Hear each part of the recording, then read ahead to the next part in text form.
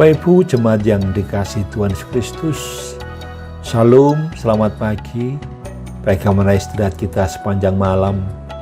Saya percaya pagi hari ini kita sudah bangun dan kesegaran. Kita menikmati hari yang telah Tuhan anugerahkan kepada kita, dan kita menjalani hidup yang dipercayakan kepada kita.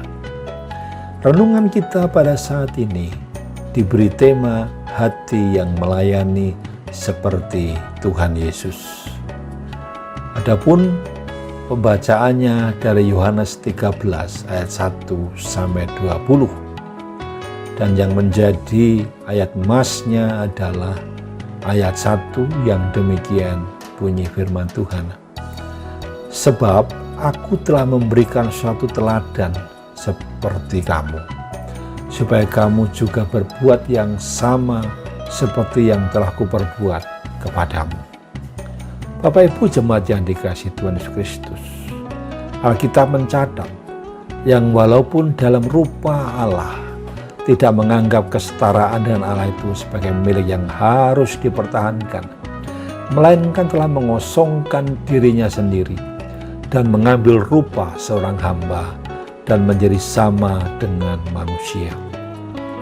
Dan dalam keadaan seperti manusia, ia telah merendahkan dirinya dan taat sampai mati, bahkan sampai mati di kayu salib. Filipi 2 ayat 6 sampai 8. Dalam hal ini juga Tuhan Yesus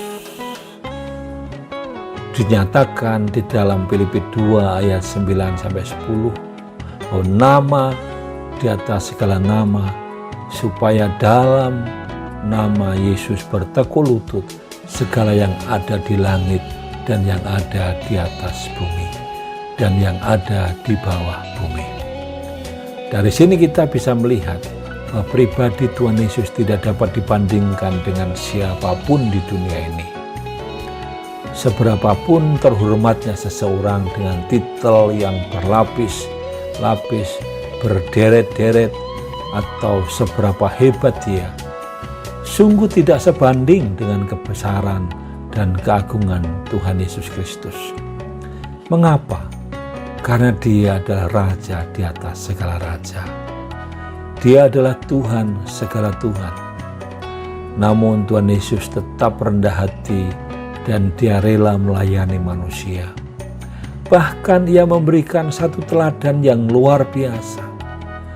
Dia rela membasuh kaki para muridnya, padahal dia adalah Tuhan dan Guru Agung. Lalu siapa kita ini? Kita hanyalah orang yang tak berarti. Dapatkah kita belajar dari teladan Tuhan Yesus? Mau melayani keluarga, kerabat, teman, atau orang lain dengan kerendahan hati dan tanpa pamrih seperti dia. Ketika melihat ada saudara kita yang lapar, sudikah kita mengulurkan tangan dan memberinya makan? Sewaktu melihat saudara kita tertimpa musibah, relakah kita menolongnya? Itulah yang dinamakan kasih, yaitu melihat kebutuhan orang lain sebagai kewajiban diri sendiri.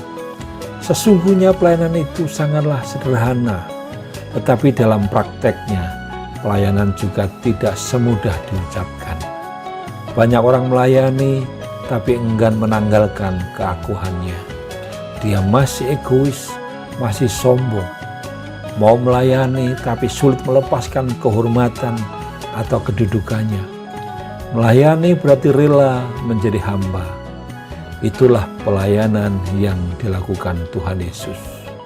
Maka itu ada tertulis, barang siapa ingin menjadi besar di antara kamu, hendaklah ia menjadi pelayanmu.